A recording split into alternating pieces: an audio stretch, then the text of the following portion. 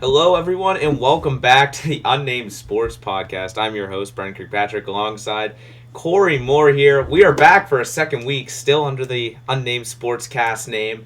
You guys haven't submitted anything yet, but we're still waiting. We're still hopeful. Our 7 followers on Twitter, come on, guys. Come on, you got Come this. on, guys. Come on. So we got 7 subscribers on YouTube, and none of you guys have ideas. For real. When we, the people running the show, don't have any ideas. Yeah. What's wrong with that? All right. But we have a jam-packed show today. We're currently recording during the Bengals-Titans game.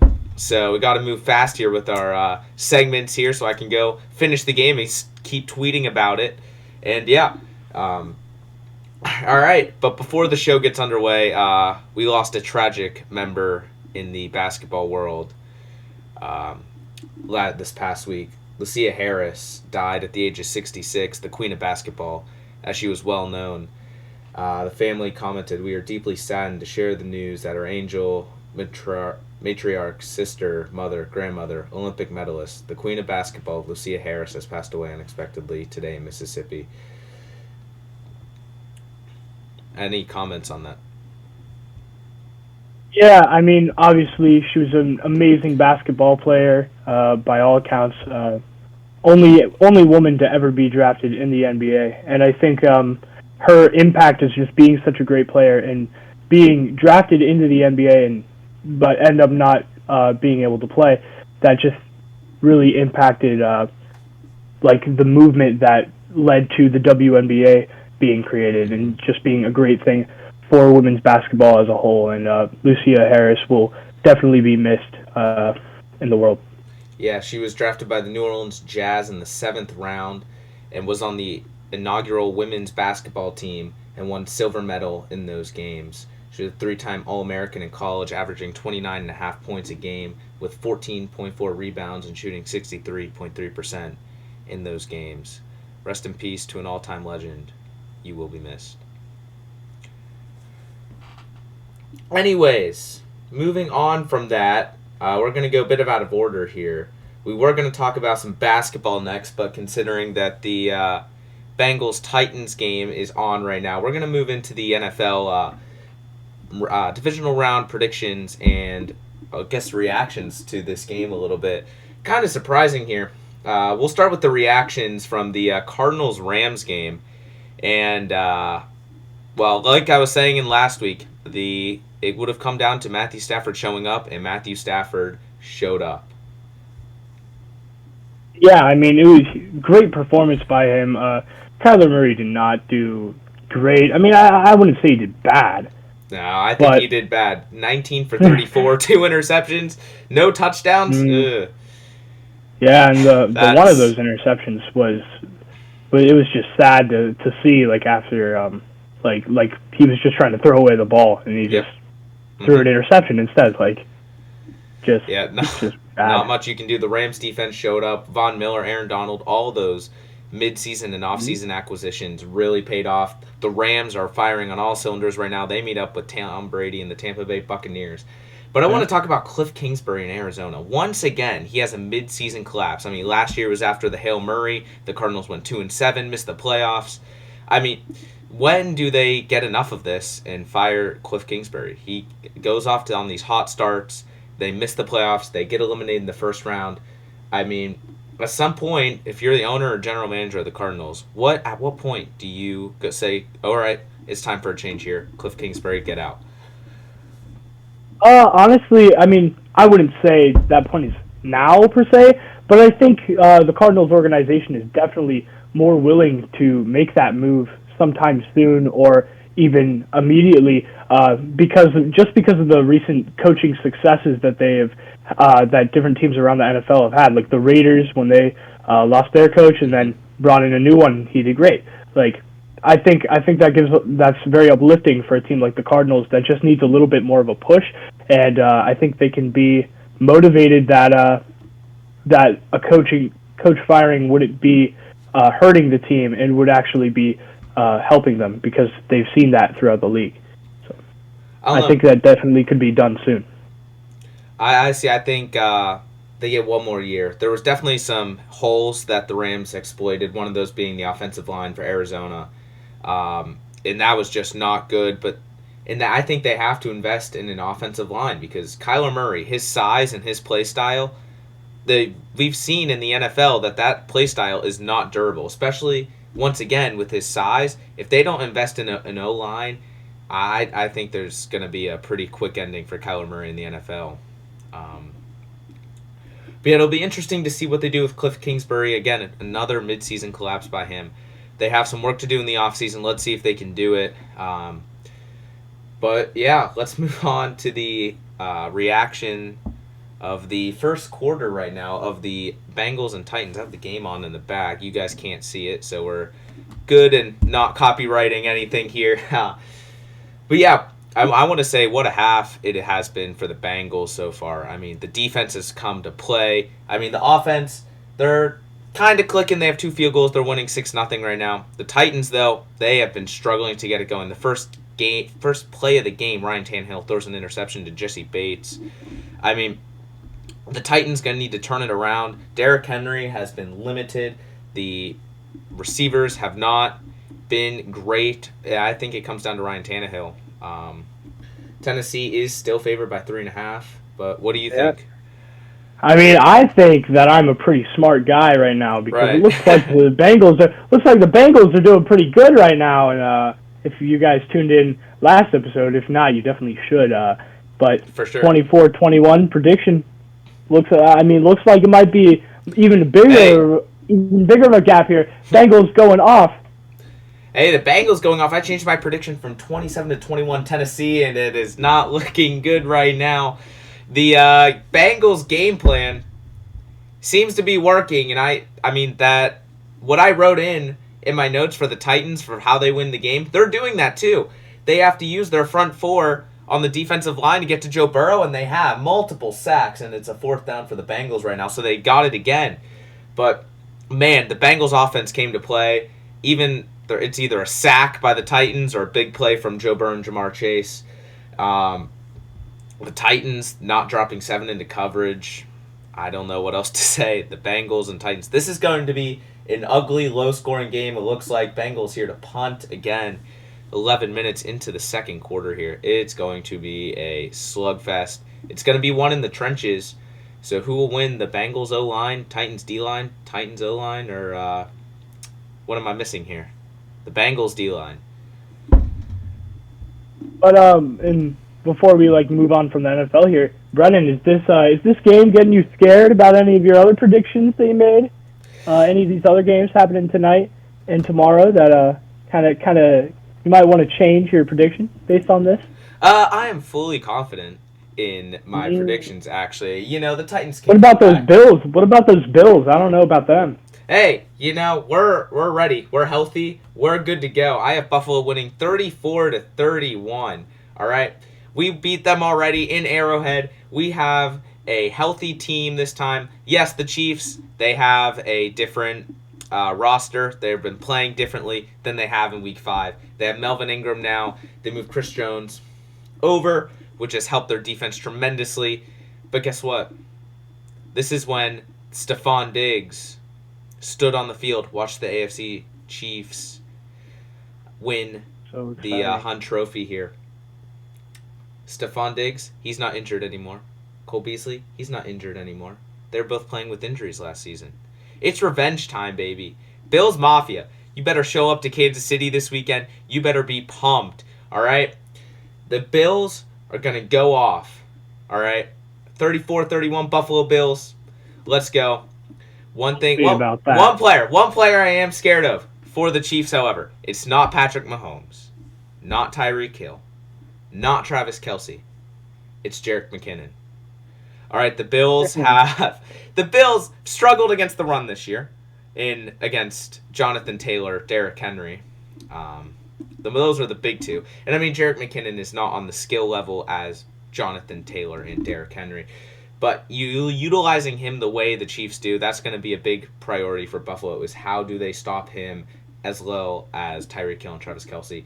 And same thing goes for the Chiefs. How do you stop Jerick McKinnon's counterpart, essentially, Isaiah McKenzie on the Buffalo side? I mean, the Bills, I want to say, have more weapons than the Chiefs. I think the Chiefs have more explosive weapons, but I think the Bills have more, and it'll be interesting to see how the Chiefs can cover them. Uh, yeah. Anyways, if we want to move over to the NFC now, I guess, we got the 49ers versus the Green Bay Packers. All right, now here is an interesting stat. The game will be played in single digit temperatures, and over the last 6 years, 110 quarterbacks have started an NFL game in weather single digit degree temperatures. Or, I mean, degrees under 40. Jimmy G has never started a game under 40 degrees. How will he do tonight? Snowy Lambeau. Fans going berserk for the Packers. The Packers coming in healthy. What do you think the 49ers need to do to beat Green Bay in Lambeau? I mean, personally, I'm with Jimmy Garoppolo. I mean, I I don't think he would do great against the Packers defense either way. Like if he had if he had good temperatures going against him. I mean, he hasn't had a great year. I mean, I guess he's had an okay year, but yeah, he hasn't had a great season. Right. I don't have much confidence in Jimmy Garoppolo because he hasn't proven to me that I should have any confidence in him. So I'm going Green Bay all the way. I don't know what prediction, what I said last week. I'm pretty sure I said Green Bay, but I'm saying Green Bay now. So Yeah, I got Green Bay winning 34-30. But you know who you should have confidence in, Corey, is your boy Deebo Samuel on the San Francisco 49ers. I think if the 49ers can utilize Deebo Samuel, they run the ball with him, they throw the checkdowns to Deebo Samuel. Jimmy G's not throwing 40 times this game. I think the 49ers can keep it close and could potentially win. But I'm still going to go with Green Bay. Aaron Rodgers, Devontae Adams, Aaron Jones, those three going to go off tonight against the 49ers defense. It's going to get exposed. And I don't see a world where the 49ers can pull this out. I think Green Bay wins. Close game, but Green Bay does win 34-30. And the final game of the divisional round of the NFL playoffs is the Los Angeles Rams and the Tampa Bay Buccaneers. Now, both teams are coming into this game a bit banged up. I mean, Tristan Wirfs not playing for the Buccaneers. You obviously got Chris Godwin also hurt, and Antonio Brown, whatever the hell he's doing, got kicked off the team. But it'll be interesting. Tom Brady, I think he's going to have to rely on Gronk here. Jalen Ramsey likely to shadow Mike Evans this entire game. And if Tom Brady, that old school Tom Brady, Rob Gronkowski connection works, I think the Bucs win easily. But again, if Matthew Stafford shows what he did against the Cardinals, I think the Rams can pull out a win here.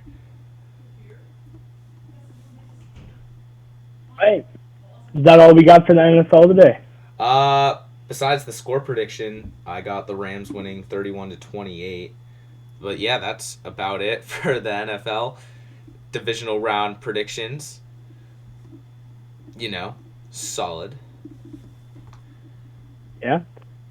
Now, if we're done with the NFL, then let's hop over to the NBA. Mm-hmm. All right, it looks like we got the Bol trade follow-up here from last video. Again, he wasn't traded to the, what was it, Pistons, right? Yeah. Pistons. But he was traded to the Celtics. Yes. Him and PJ Dozier both went to the Boston Celtics. Both are injured. Both don't have a very good timetable coming back for the Celtics. And I don't really understand like why this trade needed to happen for anyone really involved. I mean, I don't think anyone's really getting anything great. I mean, Bryn Forbes to the Nuggets, that could help. That could help. That could help. Pretty I well. mean, Bryn Forbes is third in the league over the past 4 seasons in 3-point attempts. If the Nuggets can somehow develop him into a 3-point shooter, I think this trade could work out greatly for them. But also the Celtics, they're saving $4.3 million in this deal. That's going to help them avoid the luxury tax. Bol is out, like Corey said, for 3 months. He has a foot injury. He will be a restricted free agent at the end of the season. And he could be a potential trade piece when he returns for the Celtics and get some pieces to add to that core.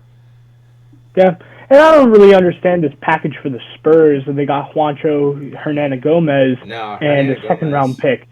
Mm-mm. And it's just, I mean, I guess they didn't lose much. I mean, the Spurs are kind of touching this line of whether or not they want to rebuild or if they want to take a little bit of a step forward because they have a good enough roster. Yeah. But everything that we've seen from them the past 2 years or so have indicated that they do want to move towards a rebuild, but they don't want to do it in a manner that would upset their fans. Right. And you look, they got a 2028 second round pick for this. That's in 6 years from now. So, like, I don't know. Are they really trying to rebuild now, or are they trying to rebuild in the future? Like, what is going on here?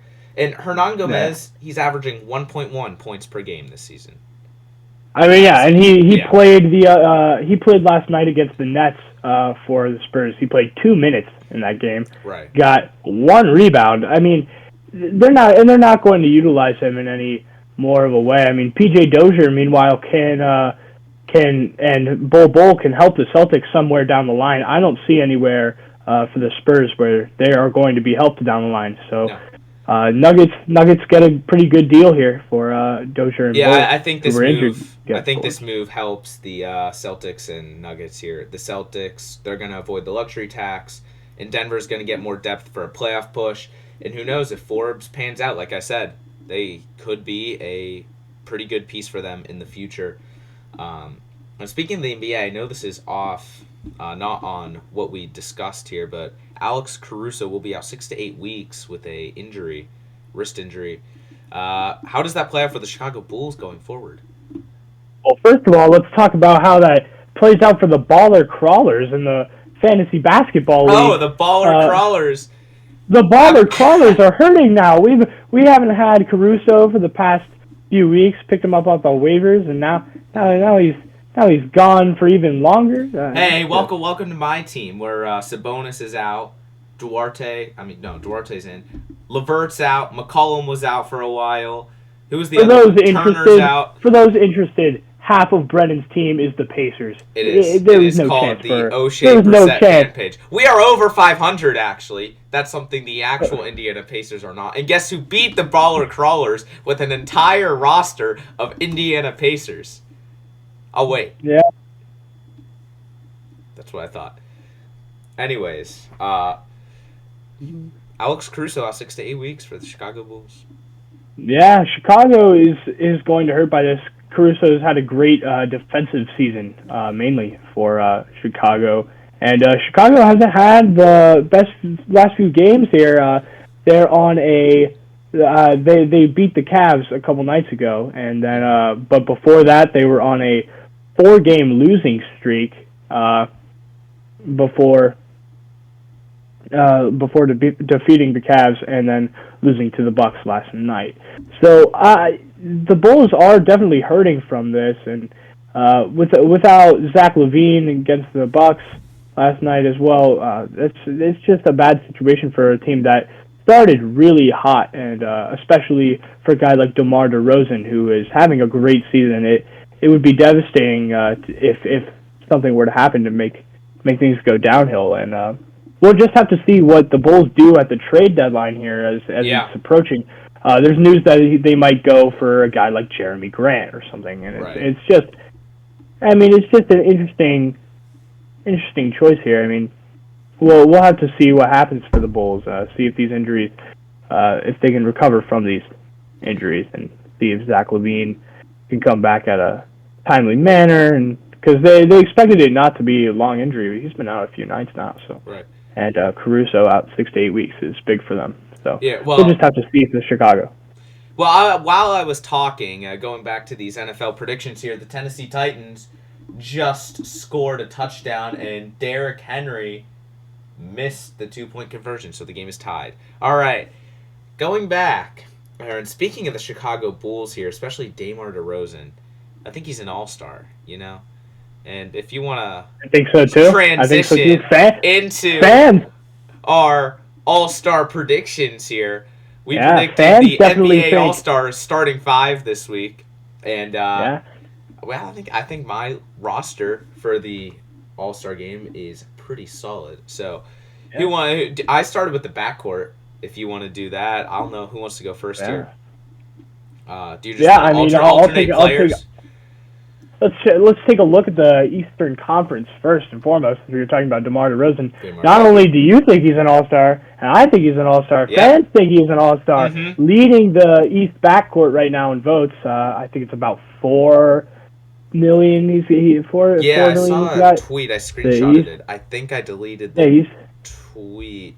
No, I did not. Definitely got. Yeah, he has 4 million votes right now, and he is 2 million ahead of second place Trae Young.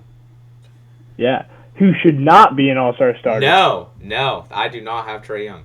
Okay. All right. So who do you have for that other Eastern Conference backcourt? Because you have DeMar DeRozan, of course. I have DeMar DeRozan. I have DeMar DeRozan's teammate Zach LaVine as the second backcourt spot. It was a tough draw between him and Trae Young.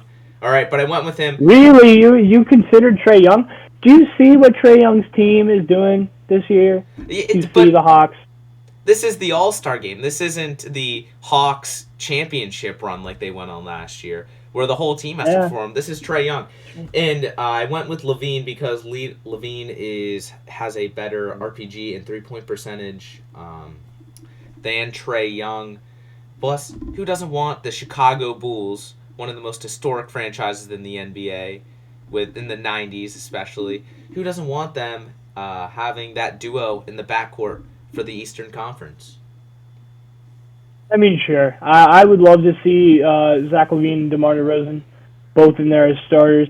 I think there's a pretty solid chance it could happen. What we would have to see. I mean, I'm sure he would be back for the game by then. But we would have to see if that's actually something the voters decide to do. I find it unlikely that both of them will get it. I think prediction-wise, Trae Young is probably going to get the vote just because of how much the fans like him, how much the media likes him. I mean, Trae Young is an excellent player, and I'll give you this, Brennan. I definitely think, if I'm watching the All-Star game, which I will be, I want to watch Trae Young.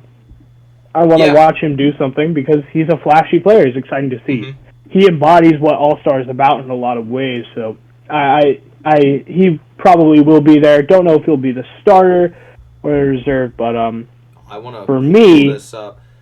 He is only about 200K votes ahead of Zach LaVine for that second backcourt spot here. So it is still a tough race. And I mean, hey, the Chicago Bulls could pull I think it was 2015 Kansas City Royals, where they voted 8 of their 9 players into the All-Star game as starters. So who knows? Maybe the Chicago Bulls fans will do the same thing, get Zach LaVine and DeMar DeRozan in there in that backcourt. Yeah. Now, as for my other backcourt decision, I have a lot of options here as a starter for who I would want starting in the game. Prediction-wise, my prediction is going to be Trae Young. I think that's probably who it's going to be. My vote, I can look at this from 2 ways.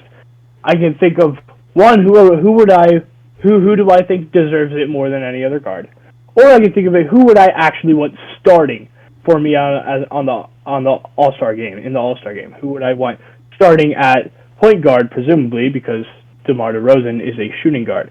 And if I were looking at it in that aspect, I would probably want a guy like Darius Garland starting. Really? And moving the ball around, playing great for the Cavs this season. His numbers don't show him going crazy, but I think Darius Garland has had a fantastic season. I really love what I see from him. Unfortunately, there's not a lot of nationally televised Cavs games. I hear they're great. I hear they're a great team to watch. I mean, from what I've seen of them, they're just fun to watch with him and Jared Allen and Colin Sexton. It's just a good team, and Evan Mobley especially. They got it going over in Cleveland now. So right, with Darius Garland's 9th in guards right now, he's only ahead of Jaylen Brown. Just because he's not known, I would definitely have him as a reserve. But when it comes to my official vote, I don't have him. I don't have Trae Young. I have LaMelo Ball.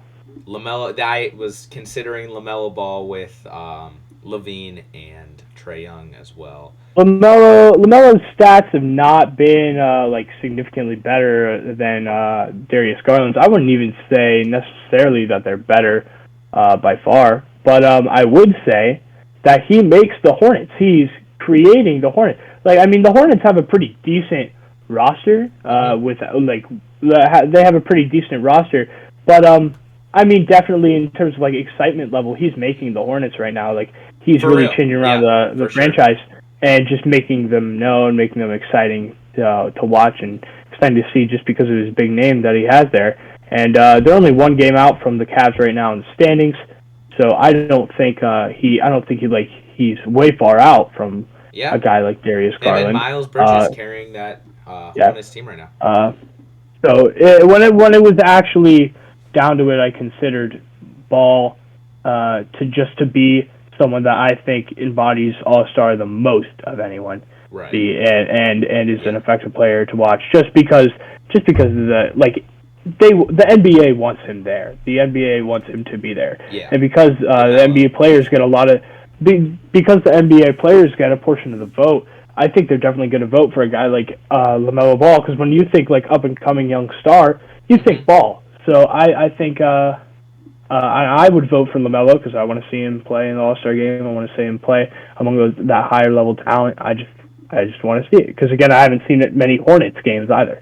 So for sure. That would be my vote. It would be it's actually a pretty tight race in the Eastern Conference because another guy I didn't mention, James Harden. He's had a good year. Like everybody, he started off a bit slower than he usually does, but he's had a very good year. He's fourth, I think, number one in the conference. LaMelo and Trae Young.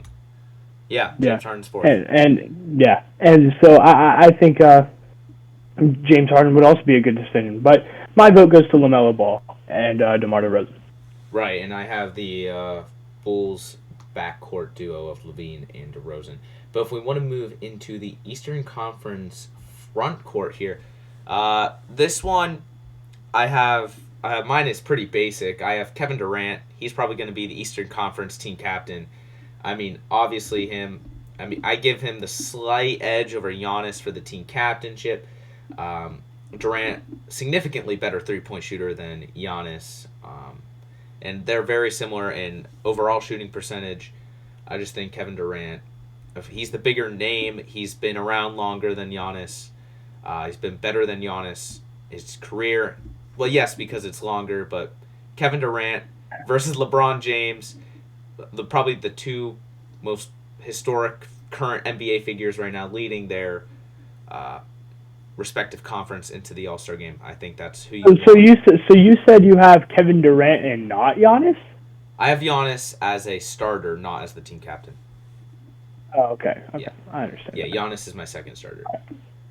And then who do you have for your center? All right, so for the center, I want to give honorable mentions to Jared Allen here and Jason Tatum, but I went with 76ers, Joel Embiid.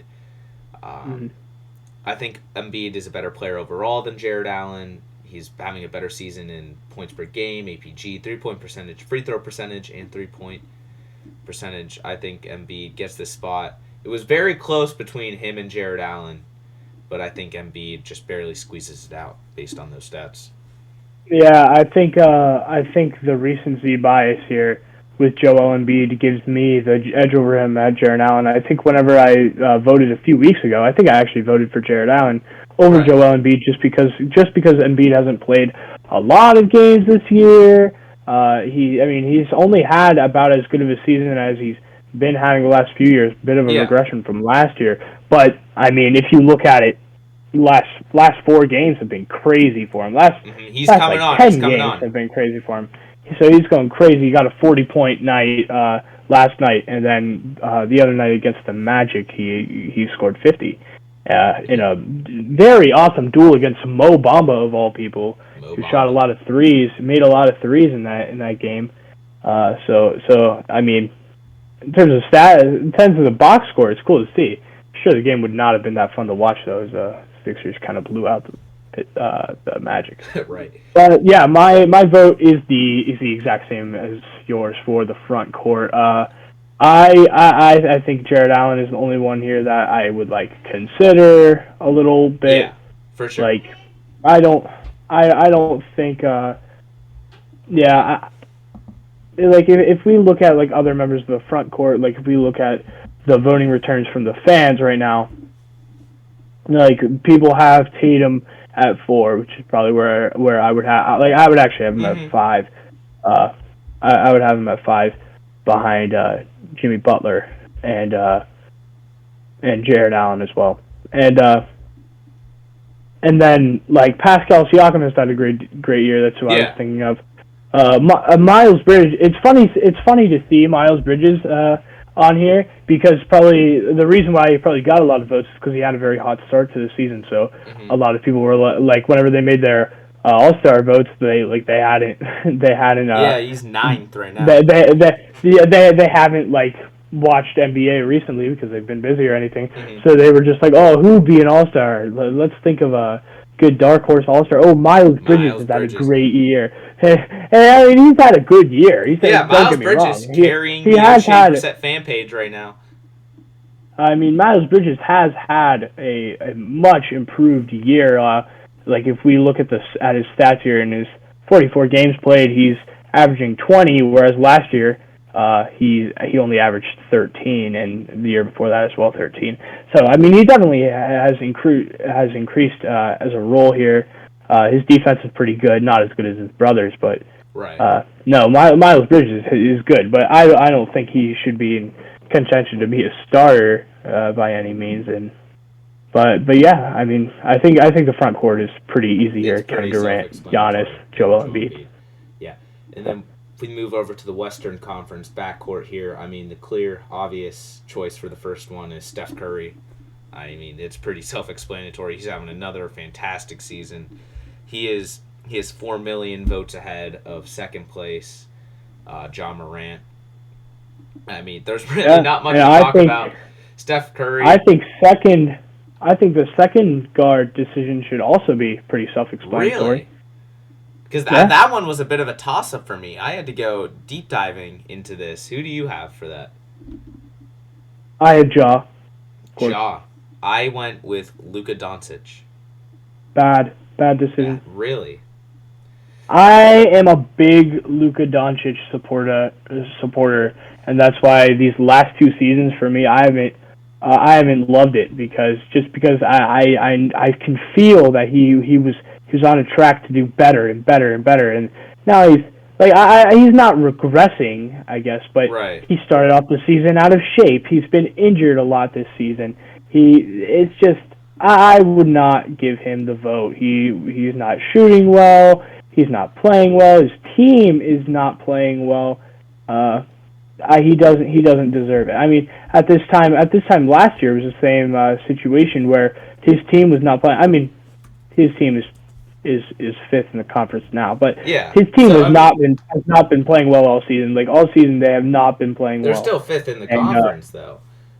They're still 5th in the conference, but he's only played. Let me check how many games. He's played 31 games this season. 31. And he's only averaged 25 points a game on 29% from 3-point, 43% from the field. John Morant's only averaged 25 points per game. Luka Doncic better at AGP. John Morant is a different situation. Brennan, as a bit of a more casual basketball fan as yourself, please, without looking anything up, please indulge me. Name 3 other players on the Memphis Grizzlies other than John Morant. Brooks Lopez. Is he still on there? Brook Lopez? Did you say Brook Lopez? Yes. Isn't he still on the Memphis Grizzlies? Kyle Anderson. Brook Lopez? Brook Lopez has been on the Bucks for the past 3 years, dude. What? He's never played for the Grizzlies. I thought he did. To my knowledge. I just looked it up, too, just to make sure I wasn't being dumb. No, he's never played for the Grizzlies. Brook Lopez? That is my bad. All right. Kyle Anderson is on there. Yes, Kyle Anderson. I just looked that up to make sure. So, John Morant, Kyle Anderson, and there was another player on the Grizzlies. Grizzlies. Yeah, there was actually a lot more players on the Well, Grizzlies. yeah, there was another. But that's my point though. Case in point, John Morant's team is coming out of nowhere. The Memphis Grizzlies are absolutely dominating right now. Everybody's loving the Grizzlies. The Grizzlies' love has been going insane because of John Morant. I mean, Jaren Jackson Jr. has had a very good season as well. That's who it was. Jaren Jackson. He's had a very good season as well. But John Morant is putting them on the map. He is the one that's making them very exciting to watch. Very good in the standings. They're sitting at 4th in the standing, above Luka Doncic. And guess how many games John Morant has played this year? How many? He has played 35 games. Okay. But compared to Luka's, what was 31. 31. No, that's 4 games. That's less games. But it's a different amount of impact here. Like there's a much different impact. I guarantee you could name me other players on the Mavericks. It's just a different situation. I don't think so. I mean, there's not... Luka and John Morant are the 2 star players on their respective franchises. All right? Both of them having a comparable amount of, the same season, basically. All right? Oh, it's not the same season. We have a guy who's going on a tear right now. He's going on a tear. He scored 38 last night, and that's been normal for him recently. But on a down year, Luka Doncic and the Mavs are still in 5th place in the Western Conference. On a down year, Luka Doncic does not deserve to be an NBA All-Star starter. I'm going to have to disagree with you on that. But, anyways, let's move on. Let's give a quick call out to a couple other backcourt players though that we completely ignored that I don't think deserve the night. They don't deserve the nod, but Devin Booker and Chris Paul both. I mean, we're talking about all these standings. Chris Paul is 7th in the voting behind Russell Westbrook and Klay Thompson. Mm-hmm. They love Chris Paul, and the coaches love Chris Paul, so they'll make sure he is a reserve because the coaches pick the reserves. Mm-hmm. So I'm not worried about Chris Paul and Devin Booker representation. I think it will definitely be there, but sure. I don't see anyone else other than. I mean, it upset me last year that Donovan Mitchell didn't get the All-Star starter nod and that he wasn't seen on the I thought he should have been All NBA first team last year. So that upset me. But this year I definitely see a lot more of the weight on Rudy Gobert's shoulders, and definitely okay with Mitchell being a reserve as well. Yeah, he's 8th in the voting, around 600,000 votes. Yeah. So that basically... Who do you have for your front court? Because you might fight me over my front court. Ooh, all right. Here we go. First, I have who I think should be the captain. And I know it's going to go to LeBron, because LeBron is the bigger name. But the first player I have in the front court for the Western Conference is the big man himself, the Joker, the reigning NBA MVP, Nikola Jokic. He has had a better season than LeBron this year in almost every stat category. He's the reigning MVP. He's going off. And of course. Like that, what else can you say? He's 2nd in the Western Conference front court voting. I mean, of course, behind LeBron James. And I mean, he should be. Yeah. He should be the captain. Yeah. And then I have LeBron James as the second player. And who do you have 3? Third, all right. I don't know. This might be a bit of a hot take here. I have Golden State Warriors, Andrew Wiggins. Mm-hmm. Yes. I thought you were going to make me real happy and show some real basketball knowledge.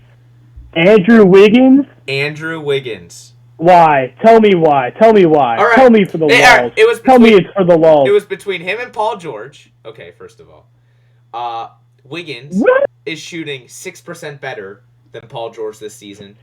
And he's still averaging 18.3 points per game. He's going to team up with Steph in the All-Star game for the Warriors. He's going to go off. Why would he even be in the conversation? Andrew Wiggins is third place in the All-Star voting right now. Do you know why? Because people are joking. They're making a joke, Brennan. He's been climbing up the ladder. He's having a good year. He's not an NBA All-Star. Let's make Andrew Wiggins an All-Star. Make him an All-Star. Not an All-Star, and he's definitely not an All-Star starter. I agree with Nikola Jokic. I agree with LeBron James. I disagree with the consideration that we. I disagree with Andrew Wiggins. I disagree with the idea of Paul George. Really? Who did you go with? I wanted to go with a big man duo here because there's been a lot of really good big men in the West, and I think the idea of Twin Towers would be really fun to watch in an All-Star game. Because no matter what, like the captains with three centers as options, the captains would have to have, like, one of them would have to have Twin Towers. So I went with it was between Rudy Gobert, Karl Anthony Towns, and a third guy who is not a center, but he kind of is a center, Draymond Green. Draymond Green is hurt, bro. He's been hurt for like the whole season. What? Yeah. Draymond Green has had a fantastic year. Dude, I swear he's been hurt almost all year. I haven't heard a single thing about him. Draymond Green has played 34 games this year. Whenever he was playing, the Warriors were looking significantly different than they are now. He was playing amazing. Draymond Green deserves to be an All-Star. I have him as an All-Star. I don't have him as a starter. The guy I have as a starter, as I said before, is a Twin Towers duo. I really, really, really wanted to pick Rudy Gobert just because I like looking at those guys on the standings. But overall, it's pretty obvious. I guess it's not obvious because Rudy Gobert has had an amazing year. But I did pick Karl Anthony Towns in the end. Okay. For that other decision. He's averaging 24 points a game on 52% from the field, 9 rebounds, 3.7 assists, a steal, and a block a game. He's leading the Timberwolves alongside Anthony Edwards, and they are finally looking to get out of their depths. And Karl Anthony Towns has been injured this year, and now that he's been back, they've been slowly climbing back up, and now they're in the play-in conversation, and I think they're going to continue to do better and better. And Karl Anthony Towns, who, if I'm not mistaken, has not been an All-Star in the last couple of years. It hasn't been since 2019 since Karl Anthony Towns has been an All-Star. So I want him there, and I want Jokic there. Two big stretch fives that can absolutely dominate here in the All-Star game. All right, and I guess those are our All-Star predictions for the NBA. There's definitely some hot takes in there. Keep voting Andrew Wiggins in, guys. You know your job. Andrew, well. You know who I want in the All-Star game? You know who I really, really want in the All-Star game? Who? I want Steph Curry and I want Klay Thompson in the backcourt for the Western Conference.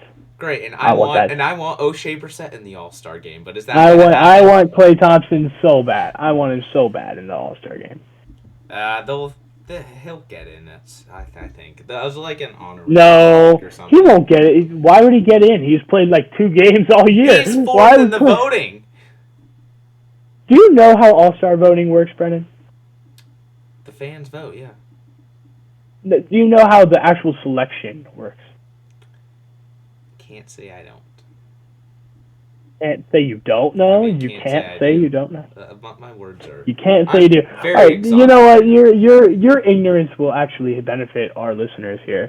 The way that the All-Star voting works is actually, let me make sure I have my numbers correctly. But for the starters, it's a combined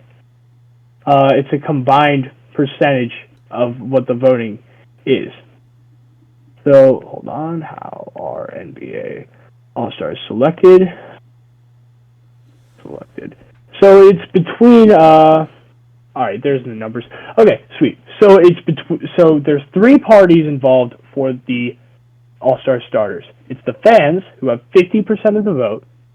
Right. it's the media who they get special passes to vote, similar to how they do for MVP voting and other awards later in the season. The media gets 25%, and players in the NBA right now get 25% of a vote. So Andrew Wiggins is not going to be an All-Star starter, and he's definitely not going to be an All-Star reserve, because if we look at the All-Star reserves, there is one group that gets to select that, and that is the NBA coaches, I believe. NBA All-Star reserves. Yep, reserves are chosen by NBA head coaches. So all of the head coaches, they choose those 7 reserves for each side. So Andrew Wiggins is not getting it. Klay Thompson is not getting it, because they're not going to get high enough in the fan vote to get that selection. So sorry, Brennan, to burst your bubble, but Andrew Wiggins is not getting voted in. R.I.P. Andrew Wiggins. Hey, who knows? Yeah, but your Warriors, you will get some Warriors love, because Draymond is getting voted in. Jazz head coach Quinn Snyder already said that he thinks Draymond Green should be the MVP this season. I think it should be DeMar DeRozan, but oh well. Yeah, do you think Whoa, all right. Let's talk about that real quick. All right. MVP ladder. Who you got right now? You have DeMar DeRozan? I have DeMar DeRozan and Steph Curry. DeMar DeRozan is your number one. All right. So we can do I think he's going to win it? No, because he's on the Chicago Bulls. It's not a big market. I think Steph Curry probably will win the MVP. But, I mean, DeMar DeRozan has been playing very well. I'm going to pull up the comparison between these two players here. Yeah, I definitely think that the MVP right now, I would love to see Jokic repeat for the award. For sure. Personally, he's on NBA.com. He's currently number one in the MVP voting. If I had to cast my vote today, I would talk about season success for the team so far, and specifically how that player has impacted the team and made them so much better. And I'll give my actual selection, my actual runner-up, and I'll give two dark horse selections. Right. So my actual selection is Nikola Jokic. My runner-up would be Stephen Curry. Steph has kind of fallen off a bit. His team has fallen off without Draymond Green. It really shows how important he is to the team. And, I mean, I think Steph Curry will definitely come back to the voting, but I have him as the runner-up right now at this moment. And those are the two that I'm really mainly considering. I have Jokic behind DeRozan and Curry. Obviously, I'm considering Giannis as well, but I don't have him up there yet, just because of the slow start for the Bucks, and the Bucks are only sitting at number 4 right now. Dark horse selections. John Morant is an easy dark horse selection just because of how he's been bobbing off. And you got to Luka. If I want to talk about my 2 personal favorite dark horse selections, I want to talk about 2 players, and one of them is your boy DeMar DeRozan. Yes, sir. You already know. And the other one is who do you think it is? It's O'Shea Brissett. It's O'Shea Brissett. He is going crazy. Brissett, bro. Yo, I'm gonna compare O'Shea Brissett to Steph Curry. Steph Curry, yeah. All right. O'Shea Brissett averaging 6 points a game compared to Steph Curry's 26. All right, that's only a 20-point difference there. O'Shea Brissett. No, yeah. O'Shea Brissett has a better shooting percentage right now than Steph Curry. Oh, O'Shea Brissett shooting 42.4% compared to Steph Curry's 42%.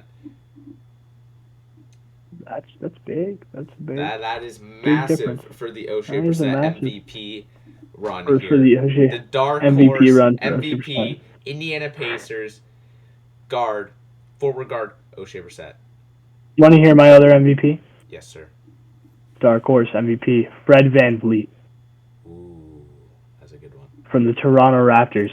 Killing it this season, having a great year. Toronto's back on the map. They had a very off season last year, and Fred VanVleet, they're using him very extensively over there, and he is going crazy this year. I can pull up his stats right now. He is on the season. He is averaging 22 points a game on 40% from 3-pointer. 42% from the field, but that's just because most of his shots are 3-pointers. Because he knows how to be Steph Curry with that 42% shooting. He knows how to be efficient. He knows how he can help his team, and that is by stretching the floor. Because he's got two other fantastic threats that can get right to the basket, and those are Pascal Siakam and rookie Scotty Barnes. Now we have a guy like Fred VanVleet who can stretch the floor with his shooting and also spread out with his playmaking abilities.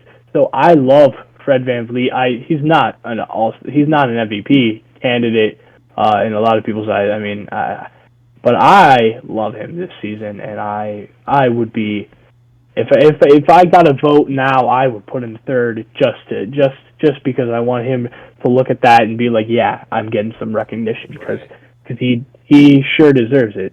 And he deserves it more than some of these people on this MVP ladder. We look at Chris Paul. Chris Paul gets a lot of love all the time for MVP, but no.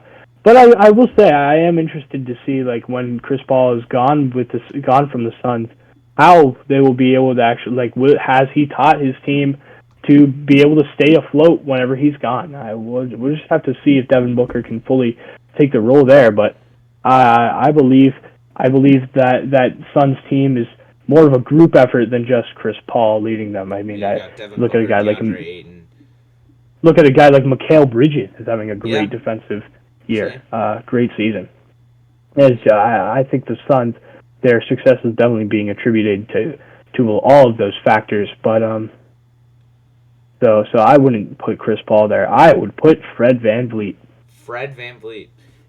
He is averaging more assists per game than Steph Curry, and he has a better, I forget what it was. Let me pull it up, because I had him compared to Jokic there. He has a better 3-point percentage, and they're the same, both shooting 42% total. And then you compare him to some other MVP candidates, like you said, Paul George. Let's go. Better 3-point percentage, better assists per game. Paul George has the slight by .01 better total shooting percentage there. Hey, Fred VanVleet, give him some love in the MVP. Corey's right here. Fred VanVleet, man, secretly having a good season, keeping them Raptors nice kept secret up north. All right. Now, I believe we're almost done for the day. Almost done, I mean. But I want to ask you one question, Brennan, because the last couple of weeks it looks like we've reached this point in the NBA season where there's going to be at least one trade a week. What move do you think is going to happen this year? What move would you like to see happen this week? Well, what move I'd like to see happen this week is the Pacers either one trade away their entire team, and I know that's not possible because Miles Turner will be out beyond the trade deadline, so he is staying with the Pacers. Or the Pacers, they go out and they get a big name, bring in a Ben Simmons, or how about Damian Lillard? I know he wants to stay with the Trailblazers, but come on, who doesn't want to go to the Indiana Pacers right now and be the star player on their team? Well, here's the trade. That's what I'd like to happen. Here's a trade that I would like. I, as a Rockets fan, definitely would like to see a trade happen, considering he hasn't been playing. I would like to see a John Wall trade happen, and I think it will happen at the deadline, before the deadline. I can see that. I think it could. I think it could happen this week. There's been rumors the last couple of days that the Lakers are interested in a Russell Westbrook trade. which would be You're gonna get Russell very Westbrook interesting. back. Very interesting on a lot of accounts. That's definitely true. I I don't think I don't think Russell Westbrook would be very pleased to be back with us. And Yeah. but let me check out his contract real quick. He does have a 5-year contract. He signed a 5-year contract, and he's going to be a free agent in 2023. So he's going to have another year if he did get traded to the Rockets. And I think I personally would like that. I could definitely, well, I would definitely love to see Russell Westbrook playing the point guard and KPJ watching him as a sixth man. And then we have Jalen Green over on the shooting guard. We got our small forward / power forward of Jayshawn Tate. We got our boy Christian Wood, and we have a lot of depth over in Houston. I mean, I know we have to listen to Brennan all the time talking about the Pacers. Let me talk about the Rockets. The Rockets are crazy. The two worst teams in the Eastern Conference. The two worst teams in the league. We got a great team. Another trade I would like us to see us make is get rid of Eric Gordon's contract, just because it's there. I mean, it's just a lot. But if we look at the depth of the Rockets, we got great young players. We got Şengün, who I love. I love Şengün. I love Usman Garuba. I love Josh Christopher, and I love Jalen Green. We're gonna go crazy. We are gonna have a great season. Give me 1 second for you YouTube viewers. The YouTube viewers who can see the cameras. YouTube viewers. Where is it? Here it is. Look at this fire. Jalen Green jersey. Hey, there you go. We love him here in Houston. He's staying. He's our new franchise player. He's better than James Harden. He's having a great rookie season. Loving what I see from him. Him and Şengün are the future of the Rockets. Hey, the Rockets looking dangerous. 14 wins this season. He's gonna learn from Russell Westbrook when we trade John Wall for Russell Westbrook. Mm-hmm. Hey, they're talking about it. They're talking about it. Interesting move. I'm not saying that's a move that I would love to see happen. I just want John Wall to be moved because he clearly doesn't want to be here, and we don't necessarily want him here either. So there's either two moves we can see. They tried to move on for him. He went to Washington and they got him back. Yeah, there's two moves that we can see for there's two moves that I would like to see from Houston. With that, I would either like to see them trade John Wall for a guy like Russell Westbrook who can actually help make the team better, make them grow up a lot faster, and make sure that we can actually make a bit of a playoff push next year. I think with Russell Westbrook next season, we could be a play-in team, get some playoff experience, and that would be great. Or the other option is trade for a guy, maybe and I don't know if the contracts would work out. Maybe a guy like De'Aaron Fox. De'Aaron Fox has rumored to be on the trade deadline this year. I mean, I'm looking here. Maybe the Kings sent De'Aaron Fox for Ben Simmons. And I think the Kings, if the Kings were to make a move like that, as well. If the Kings were to make a move like that, they would probably ask for one of our future picks or something like that, and then they would get rid of John Wall's salary, just kind of let Tyrese Halliburton take over, or maybe there would be a three-way involvement there. But I would like to see. I think if we had someone that fit the timeline, that would be cool as well. It just depends on what the organization thinks about Kevin Porter Jr.